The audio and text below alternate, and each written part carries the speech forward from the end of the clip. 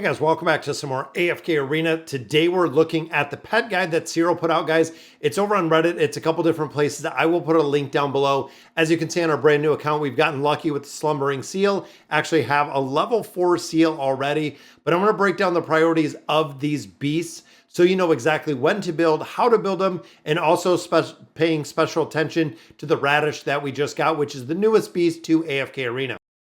All right, guys, big shout out to Ciro's Pet Guide. I absolutely love this. Check out his YouTube channel right there, youtube.com/@Ciro_GT.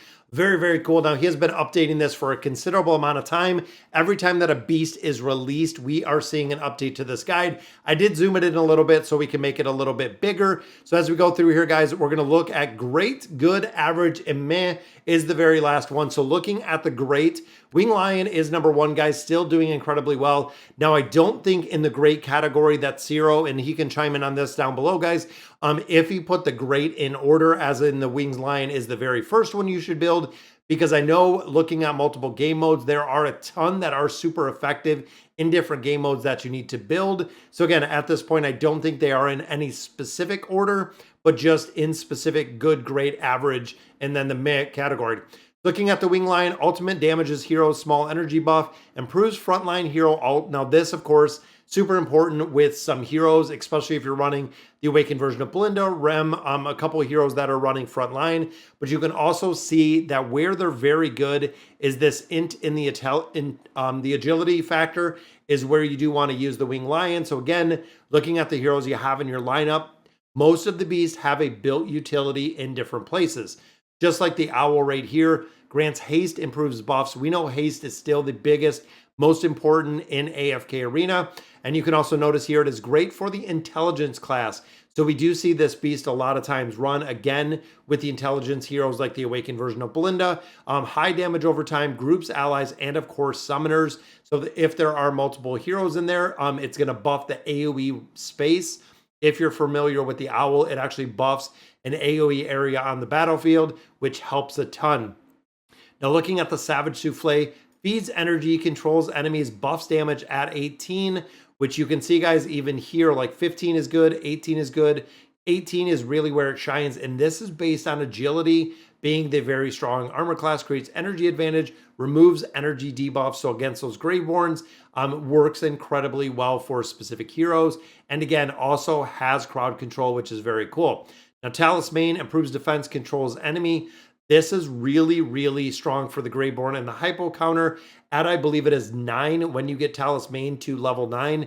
That is where the crowd control aspect does come in versus the Graveborn and the Hypos, which means it's going to work incredibly well in that class specification, meaning as a counter within there. Now, of course, 18 is where you want to build them, just like with all of the great pets. Looking at our seal right here, good across everywhere. 15 and 18 is where you want. Adds damage if you can survive the ult often. Deals damage and light CC. It is a 6th hero.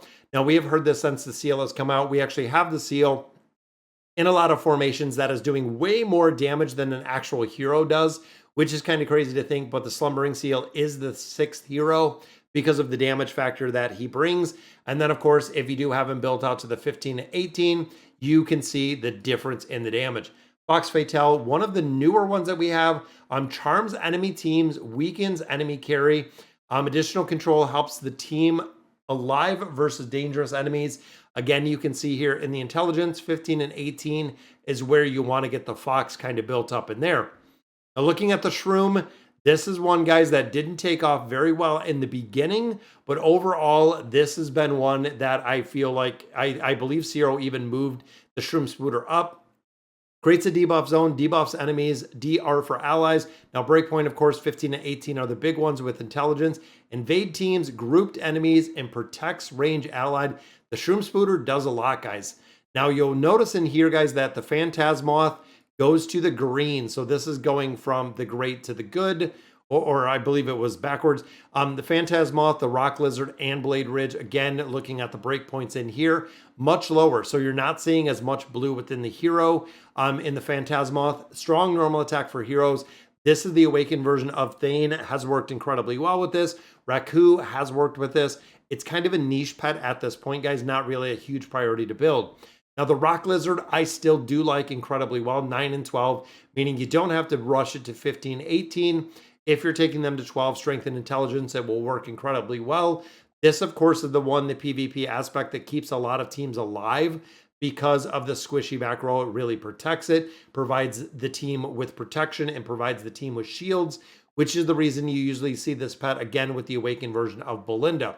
Now, looking at Blade Ridge, this is one big buffer, shared team stats, single carry, intelligence hero, which again, depending on the game mode you're running, we've seen this run a lot of times with like a Scarlet, works incredibly well. Awakened version of Belinda, even looking at a lot of these lately with the intelligence buffs, Liberta has been one that has been going to for a lot of different places.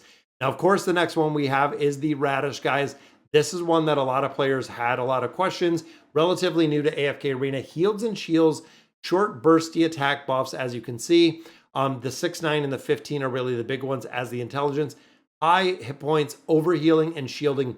So it is kind of like a cheaper version of Bella that doesn't require quite as high of a build to be effective. But overall, you can see it is in the yellow category. So it is going a little bit further. It might require some more testing. I believe Zero put a ton of testing around the Radish. Didn't see a lot of effectiveness within there. Now, looking at our fire breather, starting to move a little bit further down, protects the carry, prevents the enemy healing. Squishy melee carry, enemy mages, and enemy healing. And again, 9 and 12 are the big ones. Pretty average on this one. Now, when we get down to our final ones, Bello, the reason that she is so low, guys, is before 18, it is super mediocre, as it says right here. Very strong for the Cursed Realm at 18, but it has to be at 18 or there's really no reason to use the beast at all. Then, of course, the Polar Beast and Feline Vespero have moved into the meh category.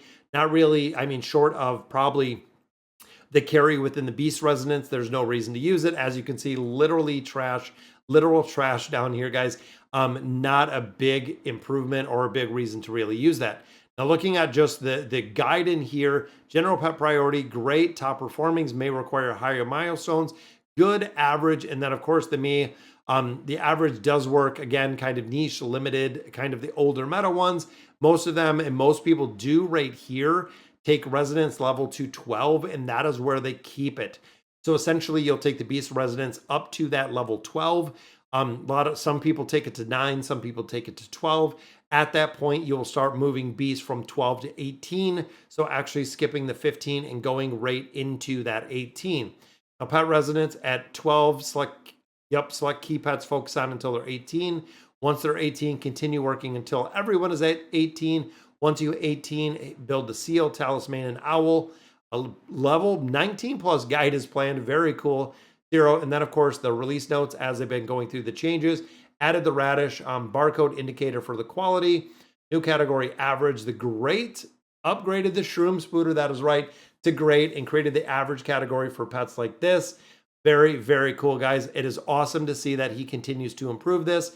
And then you can see exactly how many copies are in there, min, good, and the max on there. Then, of course, he notes down here, Kilby Ross is recruiting. Contact GGO if interested, guys. So again, a big shout out to Zero for putting these guides out. Absolutely love it, guys. It's awesome to see content creators that are still putting these guides together. Most of the people, White Sushi, if you guys are old school, a lot of the people who actually create the visual guides are no longer playing AFK Arena. So we don't see them too often, and that's the reason why really want to cover them, really get as much exposure to these guides as we can. All right, guys, so that'll do it for today's video. Let me know in the comments what you guys think, and as always, thank you guys for watching.